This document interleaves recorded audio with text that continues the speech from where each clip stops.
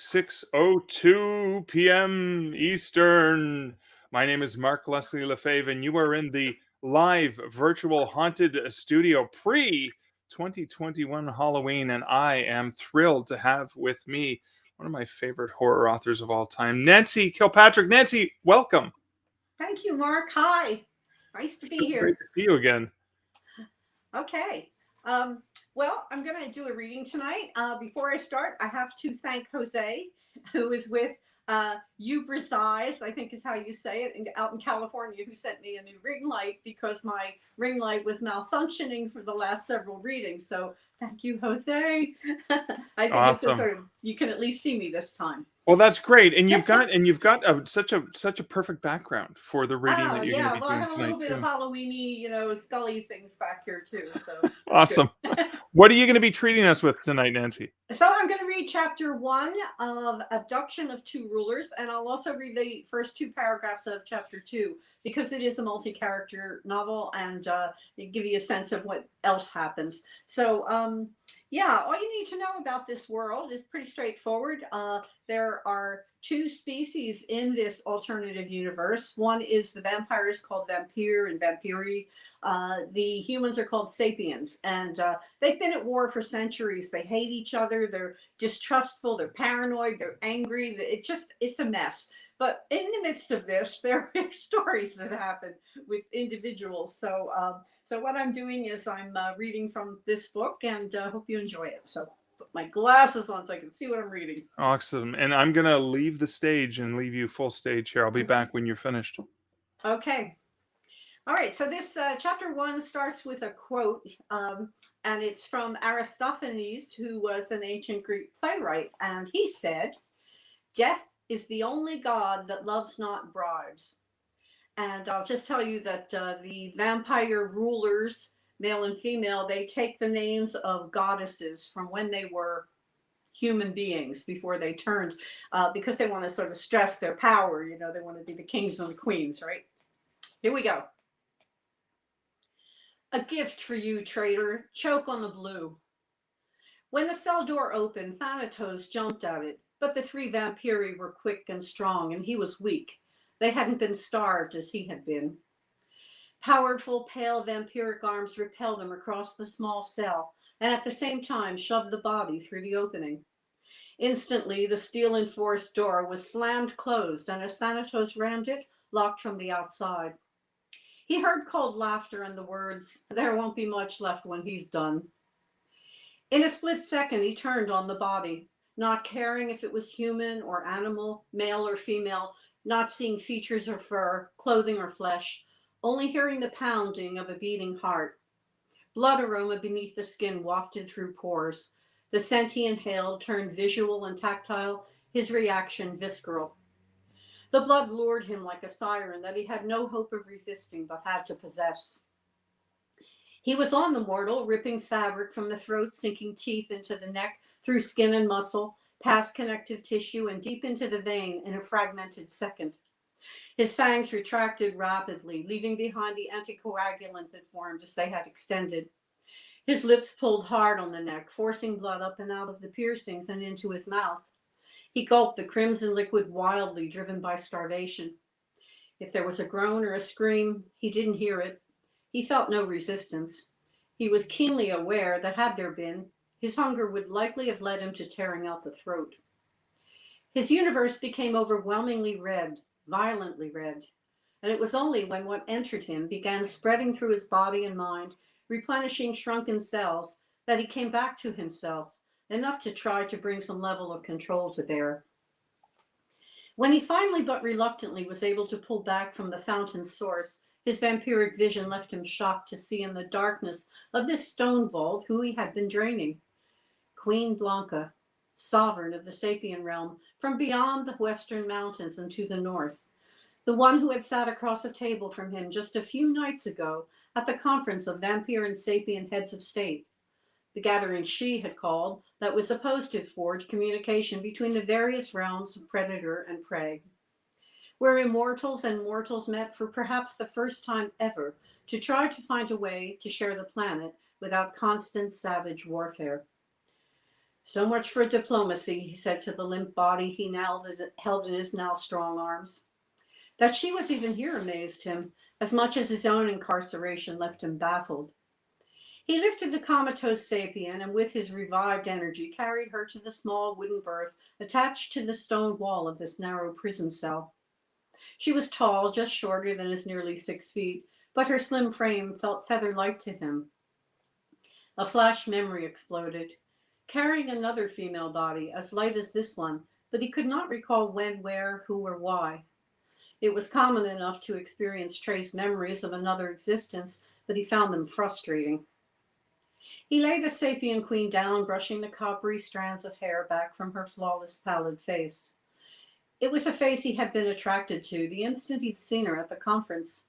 She sat directly opposite him at the 8-sided table, and his reaction to her had surprised him. In his 120 years in this altered state, he had not found sapiens particularly alluring, other than for their blood. Usually he viewed them as coarse, their features ugly due to twisting emotions, which often belied their true thoughts and feelings. Their bodies seemed overly full to him, as if they had too much inside their skin, and he had always been more than happy to alleviate that condition. But there she had been, her features soft, romantically gentle, in a way he may have understood from when he had been sapien. Her lips generous and well-defined. She moved gracefully, slowly, each action and gesture like a picture she was drawing with her body. She wore a forest green gown with long sleeves, black lace at the cuffs of her expressive hands, and a high lacy neck to the chin. The sapien-style gown she was still wearing, although he had ripped away the delicate collar, and what remained of the lace was now blood-soaked. Copper lashes and brows framed violet eyes, which had looked inquisitive and kind to him, not tainted with the fear and hate usually seen in the eyes of sapiens, and he had been more than surprised by the attraction he had felt. At the Congress, she'd stared at him once that he'd noticed, and held his gaze a particularly long time. He had wondered then if there was an interest on her part as well, aside from the polite, courteous, and cultured manner she exhibited toward vampiri and sapiens alike. But he had assured himself that could not be. It was nothing more than her curiosity at close contact with one of her city's longtime enemies in the same room, he being the enemy closest to her borders. She was sapien, he vampire. The relationships between the two species were uncommon, except for the blood. Those that did come about occurred when a vampire warrior took a sapien slave as a personal slave, or more rarely as a lover. Sapien soldiers rarely took vampire slaves, and when they did, the blood drinkers did not live long. But she was not a slave, she was a queen, and that was exceptional in the sapien world, which insisted on male rulers. Since he had been king, hers was a city with which he'd had little personal contact, although he'd led raids over many decades. He knew few facts about her dynasty, but had heard gossip over the years. Yet it had been her efforts that had brought about the meeting of vampire and sapien rulers 2 nights ago. As he looked down at her unconscious form, he imagined she would now regret that initiative. He checked her pulse to be certain she still had one. He had taken much and quickly. He lifted an eyelid, and the memory of eyes the color of the darkest lilacs resurrected, irises that were now rolled up into her head. He thought that had he known, he could have controlled the drinking better, but he realized he was deluding himself. He could not have controlled anything. 2 nights of starving had left him rabid. She could have been anyone, or even an animal. Anything with blood pounding through veins and arteries. He wouldn't have known or cared, but he did now. Her pulse was weak, but not too irregular. Her flesh cool to the touch, but not as cool as his own. The blood-coated skin of her exposed neck betrayed tiny bumps. She was cold, a state that he, like all vampiri, rarely experienced. There was nothing to cover her with. He had only the outfit he wore, the metallic kilt-like skirt of the vampiri nations, and not even a warrior's banded shirt, because he was king of his realm and did not require such, just matching black metal bands that crossed, reflecting his authority. Feeling the sun threatening to take the sky, he lay down beside her on the narrow cot and pulled her body close to his. Facing on their sides, he wrapped both his arms and legs around her, knowing his flesh was only slightly warmer than the air in this damp dungeon. He did not know if he could warm her enough. But then maybe it didn't matter. If she died, it would be a blessing for her. She would not need to suffer further at the hands of their jailers, or at his, because he would be hungry again and could only control his appetite so long. And she, beauty that she was, possessing the sweet temperament and acute intelligence that he had witnessed at the conference and had been so attracted to, a sapien ruler with the best of intentions on a planet of rogues, she was the only warm blood around. In the end, it would come down to her existence or his. Chapter 2. Blanka's eyes fluttered open to a dim gray light emanating from what appeared to be a narrow rectangular window with vertical metal bars near the ceiling. Her vision was blurry and took minutes of blinking to clear. The vague light, though, was enough to show her two things. She was in a filthy, cold, and damp prison cell, which is why she was shivering. And her body was locked in the grip of a vampire caught in his daily death sleep, which could also be why she trembled. And that's that. So hopefully you've enjoyed that. And if you have, you can always go and buy the book, ebook. This is the print book here, or one of the print books. This is the hardcover print book, and it comes also a trade paperback book. So. And we can find links to that from your website, nancykilpatrick.com. Yeah, and also Amazon. Awesome. So I have to ask, you weren't reading from a print book. What were you reading from? No, I was reading from my Kindle. Ah, very cool. I find it easier to read from in general. I just wish I could turn the pages faster. Yeah. So that and the other thing I like about that is you can also like change the font size, so it's a lot. Yeah. Okay, now the next question I'm going to ask is the last few readings we've done, that glass that you're holding. My glass, yes. This is I have a set of these. I have wine glasses. I have all kinds of goblets and things. These were made by my good friend, my close friend, Marianne, and her husband. And these are hand-painted glasses. So they have painted on them. Well, let's see if it can come up to the thing. This is a skull surrounded by flames. And then there's also, it alternates with a heart. Oh, it's also there. That so is awesome. They're really wonderful, and I love them, and I use them whenever I can. So Oh, they're that's always fantastic. appropriate for these readings, that's for sure. So I love the atmospheric reading that you did. I'm going to pop up a few comments. Sephora said, great reading. Oh, thanks, Seth. And Thomas said, wonderful with the heart. Thank you, Thomas. But so I have to ask, because there is such atmosphere in the text, in the story, even in the dialogue. I'm feeling that. Why is that important, or how is that important to the kinds of stories that you write?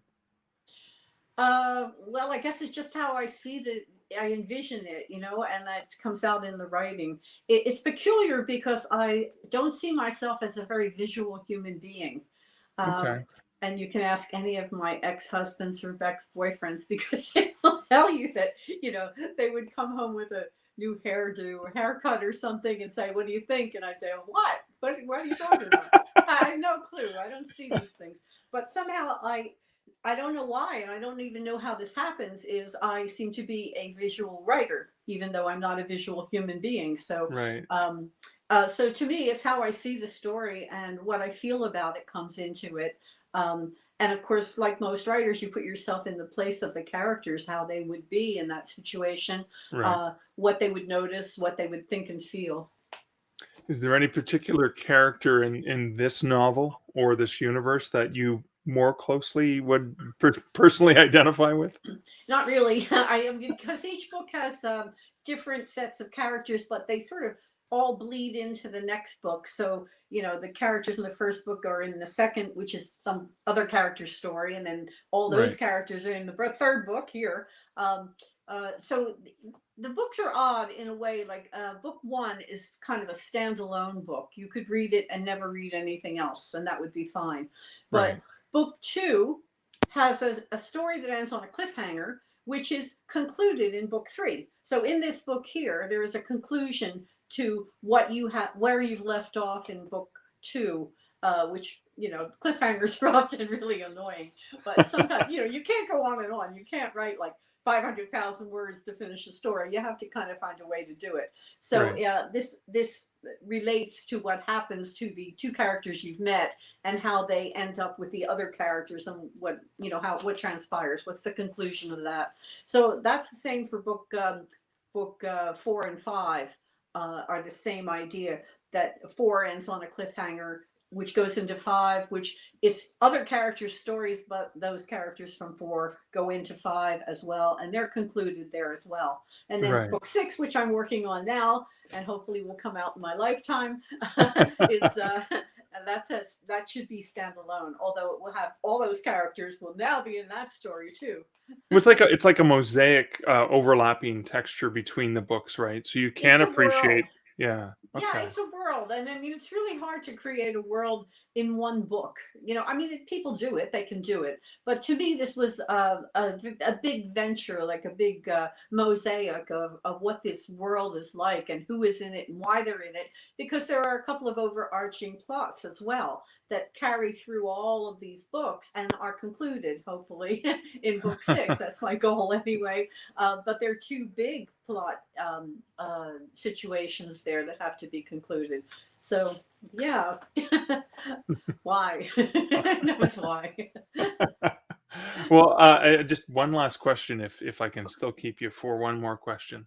So, ever since I have known you, um, you have been very passionate about vampires, and I've worked in the book industry, both as a writer as a bookseller, since the early '90s, and vampires have become hot and then not and then popular and then they've changed. There's the Anne Rice style vampires, the Stephanie Meyer vampires, etc. But you have been consistently on task with vampires consistently. So what led is there do you know what led to that passion for vampires? I'm pretty sure it must trace back to my childhood when I saw, the first vampire TV and the first vampire movies and that, and it struck me as an amazing um, thing that was out there in the world. And then, of course, I've collected a lot of vampire books in my life. I've got a huge library, and I've read a lot of books, and I've seen a lot of movies, and I just know a lot that this is not just a limited being. You get Right. people that they watch a movie and they think that's it, but that's not really it. There's a whole history. This history of the vampire goes back through human history. This is part of something that's very much embedded in our psyches, as a collective group of people. Now, every country in the world practically has a vampire mythology to it. So that tells you something right there. Right. So yeah, I don't know. I can't really psychoanalyze myself that easily.